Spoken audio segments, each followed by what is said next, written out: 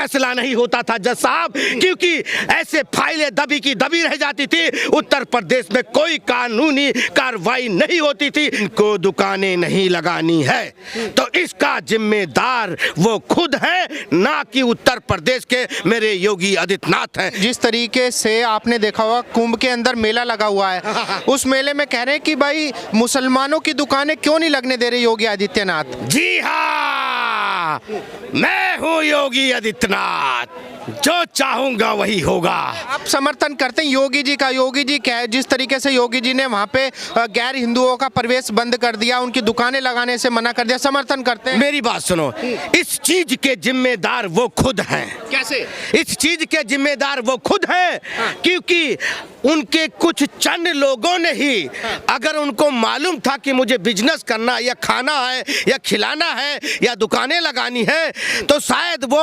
थूकी हुई चीजों को नहीं खिलाते, पेशाब जूस में नहीं करते, ऐसे हथकंडे नहीं अपनाते कि आज मैं ये हथकंडा अपना रहा हूं तो कल कुछ कहीं ना कहीं हमारे ऊपर कोई बात उठेगी तो एक लोगों को नहीं, सभी लोगों पे, उनके जितने लोग हैं, उनके जितने, मैं किसी जाति धर्म का टारगेट नहीं करता हूं, पर जिस जाति धर्म के लोगों ने किया है मैं उनको बोल रहा हूं। तो बाबा कैसे स्वीकार कर लेंगे? क्योंकि वो तो एक कुंभ का मेला है और 12 साल बाद आए और वहां पर देखो लोगों का जमेला कैसे लगा हुआ, जमघंट जिसे बोलते हैं, संतों का जमघंट, नागाओं का जमघंट लगा हुआ है। तो कोई नहीं चाहेगा मेरे पवित्र स्थल पे कोई ऐसी दुर्घटना या कोई ऐसा चीज हो जो हम अपवित्र हो जाए। कह रहे कि भाई योगी जी ने जिस तरीके से वहाँ अरेंजमेंट कराया है, कई हजार करोड़ रुपए खर्चा कर दिया। हाँ, कह रहे कि सबके टैक्स का पैसा महाकुंभ में क्यों खर्च कर रहे हैं योगी जी? मेरी बात सुनो,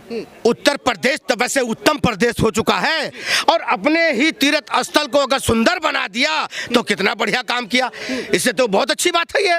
अब भाई देखो वहाँ कैंप लगे हैं, लोगों का रहने का व्यवस्था, लोगों का खाने का व्यवस्था, सब तो होना जरूरी है। कहाँ रहेगा, कहाँ क्या करेगा, कहाँ वॉशरूम जाएगा, कहाँ क्या करेगा, वहाँ महिलाएं, बेटियां, परिवार सारे जाएंगे।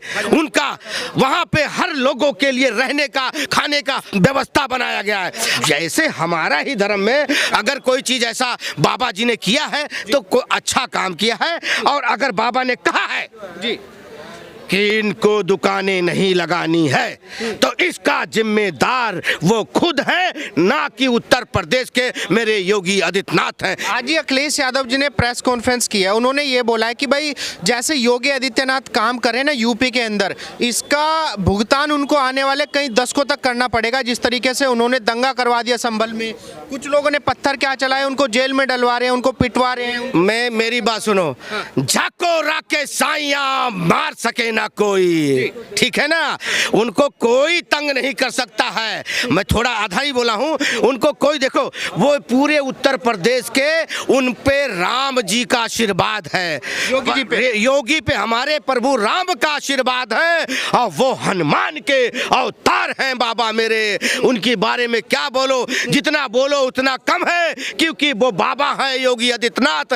जो कहते हैं वो करते हैं, जो नहीं करते हैं कहते हैं उसे डेफिनेटली करते हैं, डेफिनेटली करते हैं। हाँ, कह रहे हैं कि भाई कुछ लोगों ने पत्थर ही तो चलाए हैं, उनको जेल में डालने की क्या जरूरत है? मेरी बात सुनो, तो यार एक चीज बताओ, ऐसे तो भाई सब लोग पत्थर चलाते रहते हैं, भाई पत्थर चलाओगे तो तुम्हारी जेल में स्वागत नहीं होगी तो कहाँ स्वागत होगी?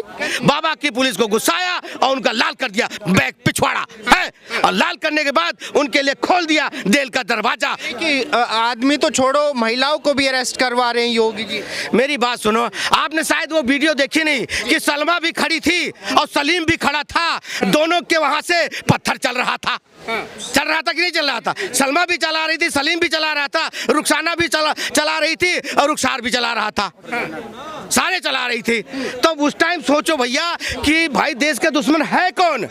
यहाँ पे कौन दुश्मन है? सभी तो अपने हैं, तो हमें पत्थर चला के क्या मिलेगा? जो विपक्ष के लोग हैं, जो सपा के नेता हैं, कह रहे हैं भले उन्होंने पत्थर चला दिया, उनको जेल में डालने क्या जरूरत है? मेरी बात सुनो, ऐसे ऐसे हमारे मुलायम सिंह यादव जी ने क्या कहा था, 7 बेटियों का ही तो बलात्कार हुआ है उत्तर प्रदेश में, पूरे उत्तर प्रदेश का थोड़ी ना हो गया है। तब यही आप सोच लो कि कैसे विचारधारा के लोग हैं वो।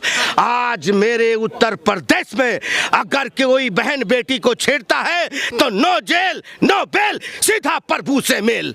प्रभु से हाँ, और अभी कुछ टाइम पहले मेट्रो स्टेशन के नीचे 11 लास्ट मेट्रो में एक बेटी आई और उसका चोर आया, पर्स लेके भाग गया।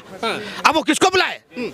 अब वो किसको बुलाए रात को 12 बजे? सुरक्षित नहीं है। अगर ये कांड हुआ था और उसने सब कुछ छानबीन किया, अगले दिन बाबा की पुलिस देखो लग गई, लंगड़ा ऑपरेशन कर देते अब तक उसका।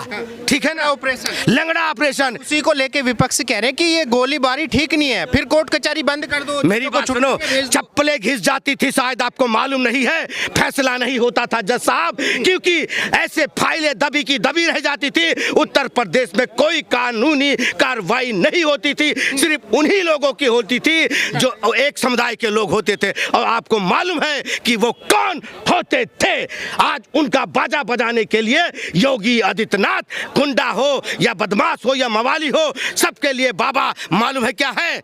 सबके लिए बाबा अंगार हैं, सबके लिए बाबा अंगार हैं, और बाकी जितने हैं सब भंगार हैं, सब भंगार हैं। बिल्कुल।